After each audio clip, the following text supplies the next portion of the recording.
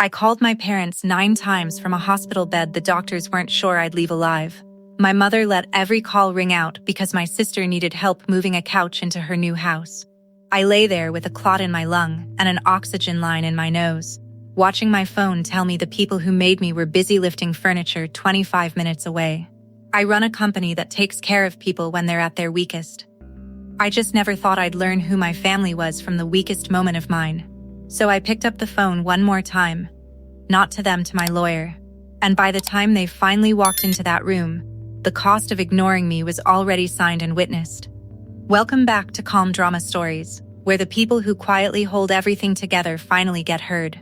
If you've ever been the strong one nobody worried about, you'll feel this one in your chest.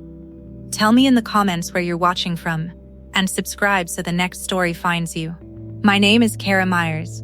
I'm 36, and I own a home care agency in central Indiana, the kind that sends aides into people's houses when they're too old or too sick to manage alone.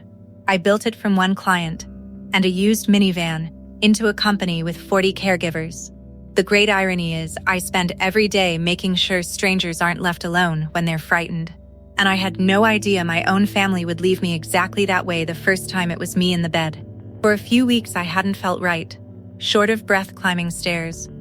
A dull ache in my left calf I blamed on a long drive. I saw my doctor, who frowned, said possible clot, ordered tests, and told me to watch for chest pain. I scheduled the follow-up and went right back to work, because I am the steady one, and steady people do not have time to be patients.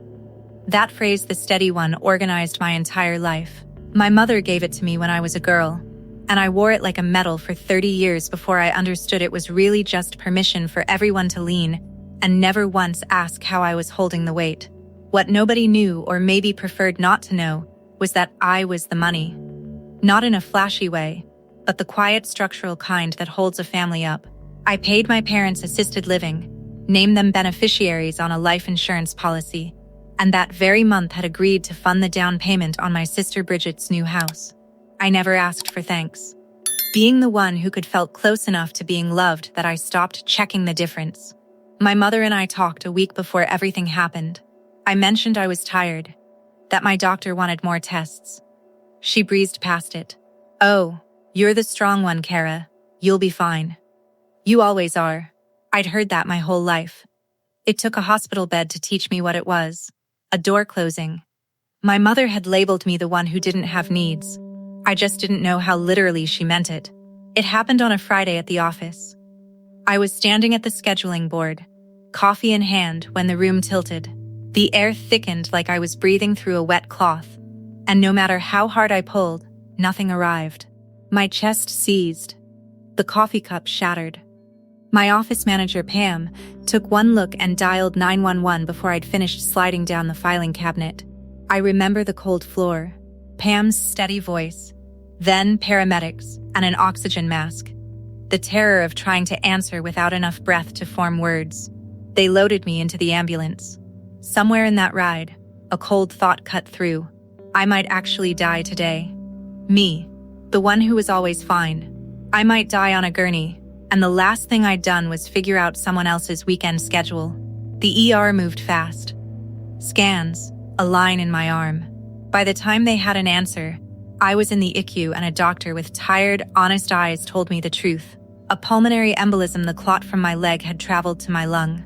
A large one. She didn't soften it. The next day or two were critical. Some people recover, some don't. I should let my family know. Let my family know.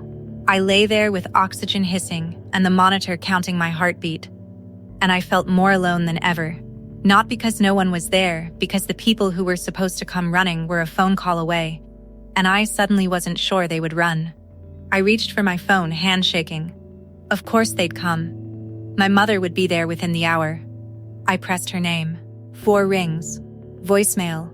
I left a short message. "Mom, I'm in the ICU at St. Vincent's. They found a clot in my lung. It's serious. Please call me back." I stared at the ceiling, told myself she was driving. 10 minutes later, I called my father. 4 rings. Voicemail. Same message, thinner voice. I knew it was Friday and Bridget was moving into the house my money was buying. I knew my parents were helping. but surely a clot in your daughter's lung outranks a couch. Over the next 2 hours, I called 5 more times. Every one rang out to voicemail. After the 6th, I stopped leaving messages. Hearing my own frightened voice was making it worse.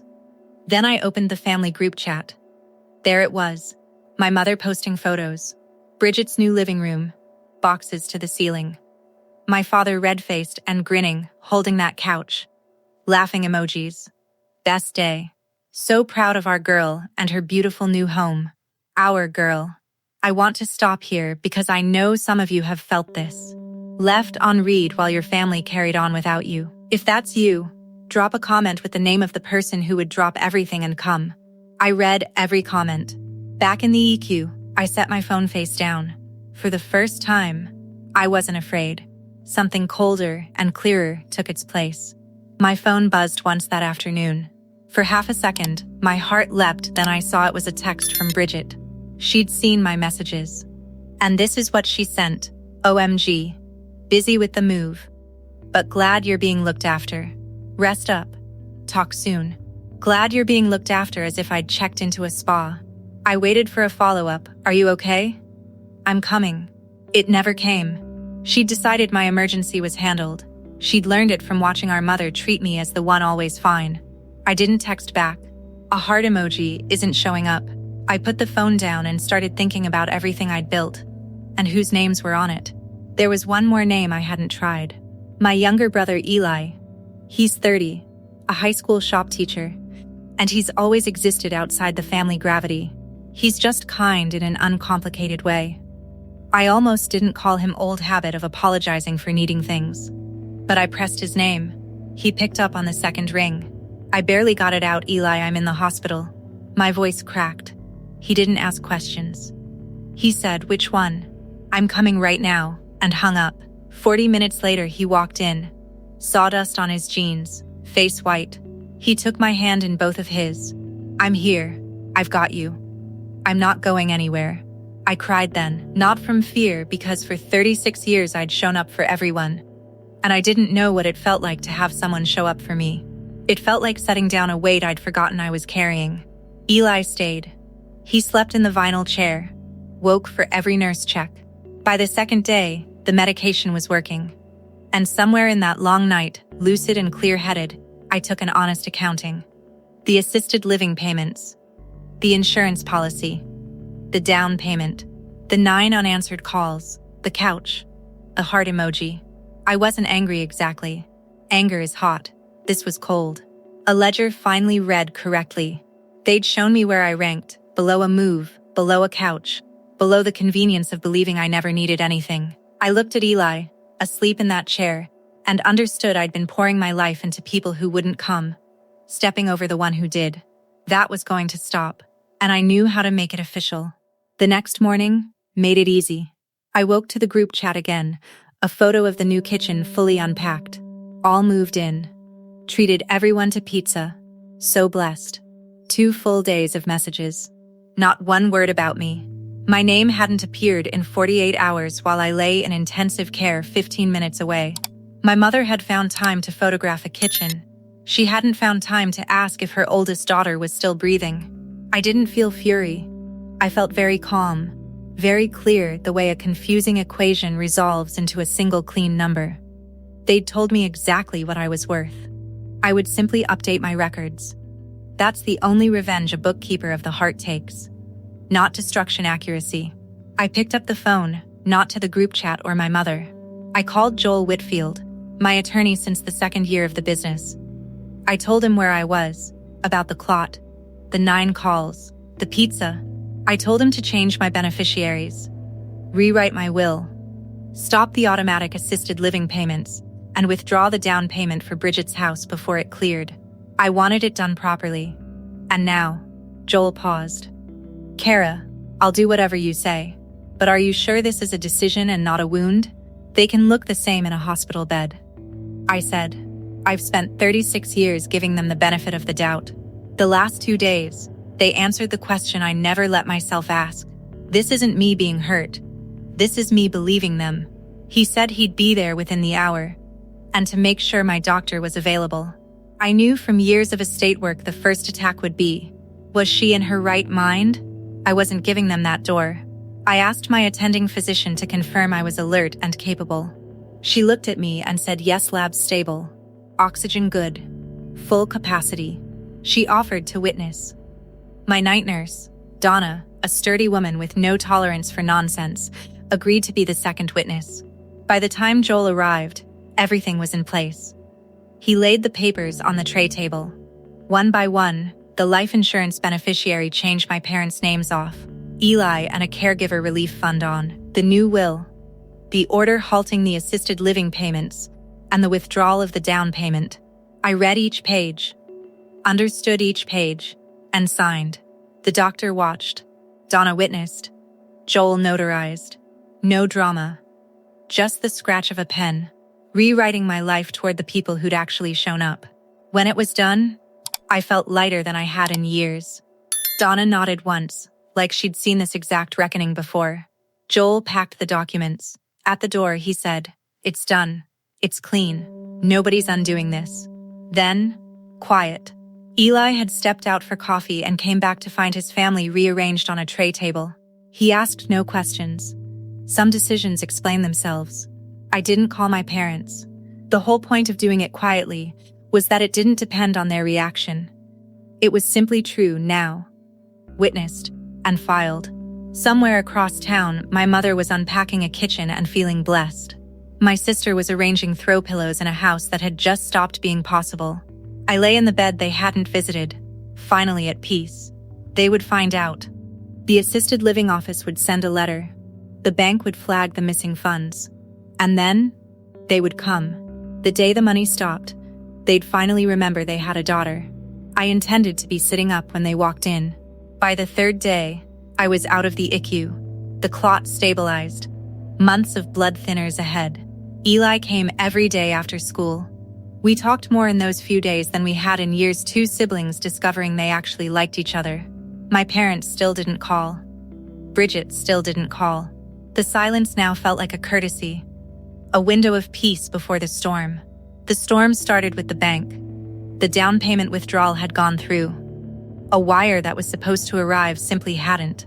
I pictured a loan officer frowning, a title agent making an awkward call. My sister's new house, full of boxes, quietly developing a hole no pizza could fill. I wasn't gleeful. I felt a grim, level calm watching a consequence I hadn't created, but had finally stopped preventing. For 36 years, I'd been the safety net. I stopped catching them, and gravity did the rest. Dennis felt it first. Because Dennis feels money before anything else. He called Eli. Not me. Eli, put it on speaker. Dennis was rattled. The down payment hadn't come through. The sellers were threatening to walk. Did Eli know what was going on? Kara had promised. Kara always came through. There it was again, the sentence my mother had used my whole life to mean she never had to think about my needs. Eli kept his voice flat. Maybe they should ask me who was still in the hospital. A telling pause. You could hear Dennis remembering I was sick, as if my illness were now an inconvenience. They still didn't get it. They weren't worried about me. They were worried about what my absence was costing them. I want to pause and ask you something. Have you ever realized your family valued what you provided more than they valued you? That the love was really just billing? If you have, tell me in the comments. You are not alone. After Dennis hung up, Eli said, "They have no idea, do they?" They didn't, but they were about to. Bridget called that evening, the first actual call since before I collapsed. I thought maybe this was the apology. It wasn't. She didn't ask how I was. Kara, is there a problem with the down payment? The bank says the money didn't come. Did something happen with your account? I lay there 4 days after she'd left me on read while I might have been dying, and her only concern was my account. I felt the last thread snap. Bridget, I called our parents 9 times from the ICU. You texted me a heart emoji and told me to rest up. Silence. What does that have to do with the house? She truly didn't connect them. The version of me that almost died, and the version that funded her life were 2 separate accounts. Only one had ever interested her.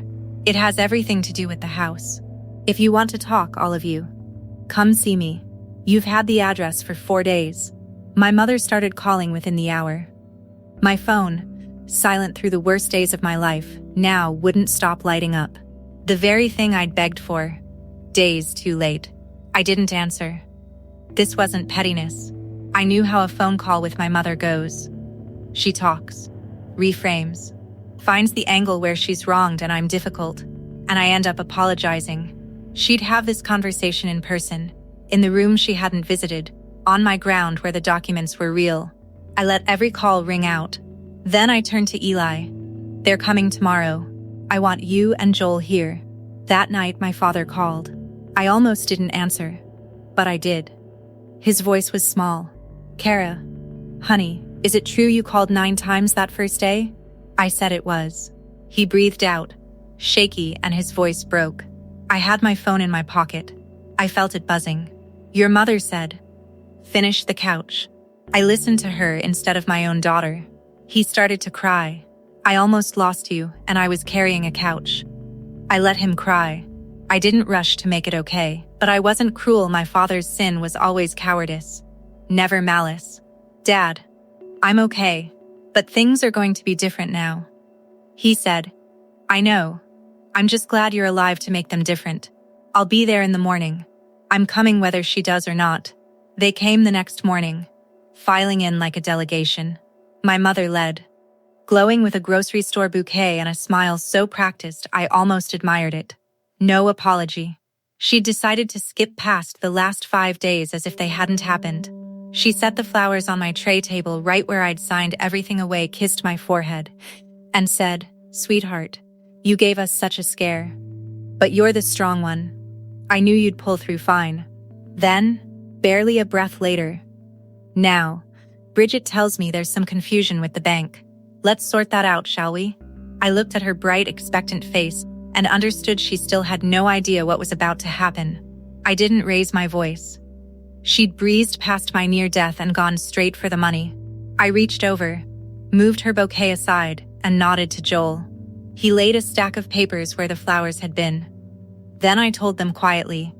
On the second day in this hospital, when none of them had come, I'd removed them as beneficiaries, rewritten my will, stopped the assisted living payments, and withdrawn the down payment.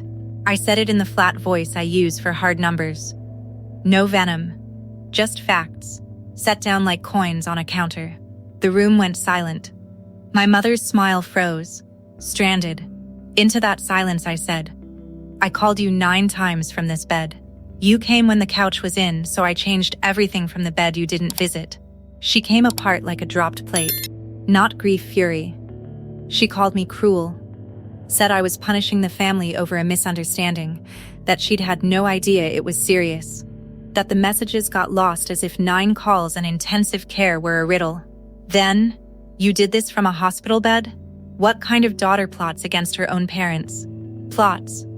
As if the crime in the room was my paperwork and not her absence. I let her finish. Joel spoke in his calm voice. Everything was executed properly. My capacity documented by a physician. 2 witnesses. Notarized. Filed. Valid. No grounds to contest. Donna, standing near the door, added, I witnessed it. She was clear as a bell. My mother looked from Joel to Donna to the papers, and I watched her understand there was no angle. I said, you called me strong so you'd never have to show up. Well, I was strong enough to stop. Bridget, frozen by the door, finally understood. The money for her house had been mine. It was gone, because she'd left me on read. You're taking my house, she whispered. I felt not triumph, but sadness. I'd had a net too, the net of being needed. I'm not taking anything, Bridget. I'm just not paying for it anymore. There's a difference. Dennis, so loud on the phone, said nothing. Then I gave my sister back her own words. You called me the day the money stopped. Not the day I almost did. No answer. The monitor beeped my steady heartbeat, the one they hadn't come to listen to when it might have stopped. My father sat with his face in his hands. Eli's hand was on my shoulder. And for the first time in my life, in a room full of my family, I wasn't the one apologizing. I didn't leave them with nothing. Before they left, I laid out one path. I'd consider restoring some assisted living support, Not the insurance, not the will. Those were Eli's now. But the monthly care. On conditions Joel wrote down. First, they had to acknowledge out loud that they'd left me alone when I might have died. Not a vague apology, the actual thing. Second, this family had to run both ways. I was done being a beam, holding up a house I wasn't invited into. If they wanted a daughter, they had to be parents showing up when it was inconvenient, when there was nothing to gain, when it was just love and a hospital chair at 3 a.m. My father signed before I'd finished, his hand shaking. He stayed that night in the vinyl chair next to Eli's 2 men keeping watch. My mother took the longest. She stood by the window, arms crossed. I didn't know if she could do it, but the papers were real, and for once there was no version of the story that put her in the right. Finally, stiffly, she said, "I should have come." 3 small words. They cost her more than anything she'd ever given me. It wasn't the mother I'd wanted my whole life, but it was true. A beginning. At 36, with a clot dissolving in my lung and my brother asleep beside me, I decided a true beginning was enough. Bridget bought a smaller house eventually, with her own money. I went home to a life quietly rewritten toward the people who'd actually been in the room. Family isn't measured by blood. It's measured by who shows up when the machines are beeping and nobody's getting anything out of it. If you made it to the end, you know that ache the strong one nobody checks on. 9 unanswered calls. A couch that mattered more than a daughter. A lawyer in the EQ. If Kara's quiet line gave you strength tonight, tell me in the comments who showed up for you. Share this with someone who needs to hear it. And subscribe to Calm Drama Stories, because the people who hold everything together deserve, at least once, to be the one who gets held. Your story might be the next we tell.